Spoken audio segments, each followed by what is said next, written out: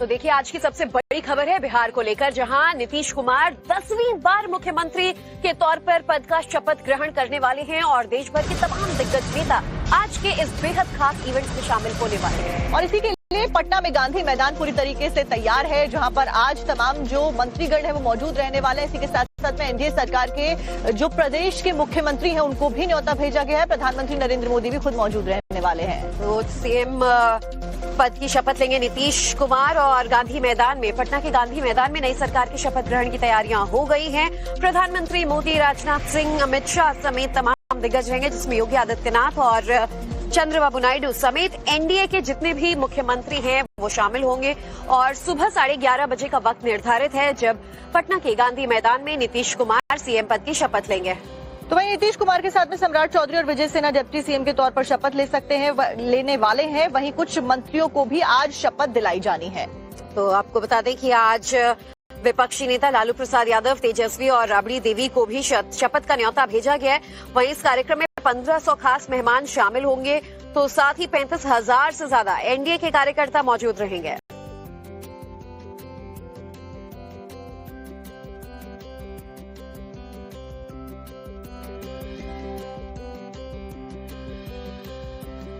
तो एक तरफ जहां पर एनडीए में सरकार गठन की जो तैयारियां हैं वो पूरे जोरों शोरों के साथ में चलती हुई नजर आई है, वहीं दूसरी तरफ आरजेडी में जो विरोध के सुर है, बगावत के सुर है, वो जोर पकड़ते हुए देखे जा रहे हैं। आरजेडी के जितने भी कार्यकर्ता हैं ज्यादातर, उन्होंने भी अब संजय यादव के खिलाफ बगावत के सुर बुलंद कर दिए हैं। परिवार में तो बगावत पहले भी देखने को मिल रही थी, अब पार्टी में भी देखने को मिलने लगी है।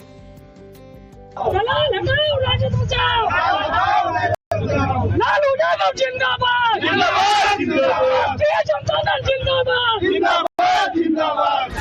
हाथों में पुतला और तख्तियां, पुतले पर संजय यादव की फोटो और पार्टी के समर्थन में, लेकिन दलालों के विरोध में मुखर होते नारे। ये तस्वीरें पटना में आरजेडी दफ्तर के बाहर से सामने आई है। विधानसभा चुनाव में हार के बाद से ही आरजेडी में विरोध का दौर जारी है। पार्टी के कार्यकर्ताओं के निशाने पर हैं तेजस्वी के राजनीतिक सलाहकार संजय यादव। हम लोग न अपने नेता न अपने पार्टी के खिलाफ में है, लेकिन जो राष्ट्रीय जनता दल में जो कर्जकर्ताओं के हक मारेगा, जो दलाली करेगा, उसके विरोध में हम लोग हैं। कौन दलाली कर रहा है? दलाली कर रहा है संजय यादव। आरजेडी में एक धड़े का मानना है कि चुनाव में हार के जिम्मेदार रणनीतिकार संजय यादव हैं। लिहाजा कार्यकर्ताओं की मांग है कि संजय यादव बिहार छोड़कर हरियाणा जाएं और बिहार को बिहार के शख्स ही चलाएं। संजय यादव एंड कंपनी हार की वजह हुआ, हमारी नीति को कुचला गया, राष्ट्रीय जनता दल लालू यादव को विचारधारा को कुचला गया। ऐसे में संजय यादव को लेकर नाराज आरजेडी कार्यकर्ताओं ने जमकर नारेबाजी की और फिर पार्टी दफ्तर के बाहर संजय यादव का पुतला फूंका। संजय यादव के साथ एमएलसी सुनील सिंह का भी पुतला दहन किया। आरजेडी कार्यकर्ताओं की मांग है कि संजय यादव और उनके लोगों को हटाकर पार्टी के पुराने कार्यकर्ताओं नेताओं को तरजीह दी जाए।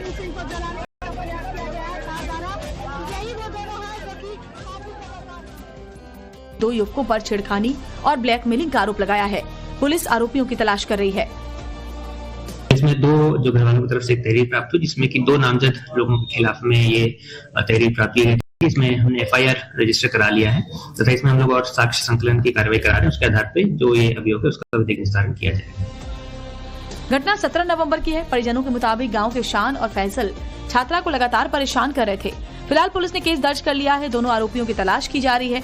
दावा भी किया जा रहा है कि जल्द आरोपियों को गिरफ्तार किया जाएगा, लेकिन छेड़छाड़ से तंग आकर एक होनहार छात्रा के आत्महत्या करने से बेटियों की सुरक्षा पर एक बार फिर सवाल खड़े हो गए हैं।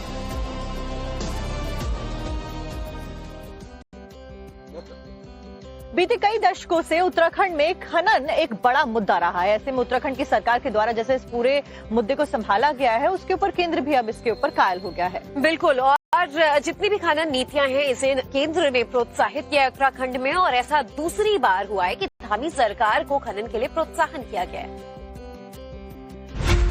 खनन को लेकर उत्तराखंड में सुधार। केंद्र सरकार से मिला 100 करोड़ का प्रोत्साहन। धामी सरकार के प्रयास केंद्र सरकार को आ रहे रास। उत्तराखंड में खनन को लेकर कई सवाल उठते रहे, लेकिन धामी सरकार ने खनन के क्षेत्र में जो काम किया है उसकी कायल केंद्र सरकार भी है। ऐसे में खनन क्षेत्र में सुधार को लेकर केंद्र सरकार ने उत्तराखंड को 100 करोड़ रुपए की प्रोत्साहन राशि दी है।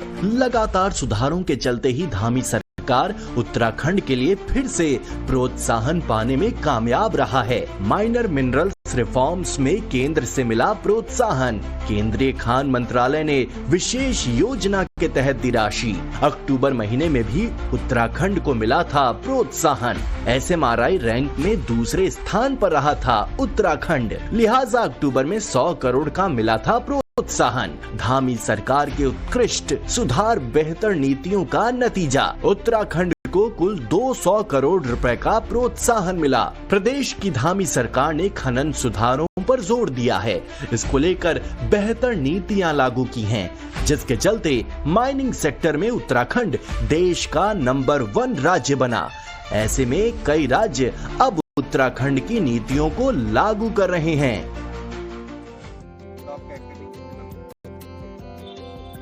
जरा सी लापरवाही कैसे जान ले सकती है, इसका नमूना जो है वो महाराष्ट्र के नासिक में इस बार देखने को मिला। दरअसल एक बस ड्राइवर ड्राइव कर रहा था, लेकिन उसकी ऐसी ड्राइविंग स्किल्स की वजह से वहां पर स्टैंड पर खड़े यात्रियों की जान कैसे हलक में आ जाती है, आप भी देखिए।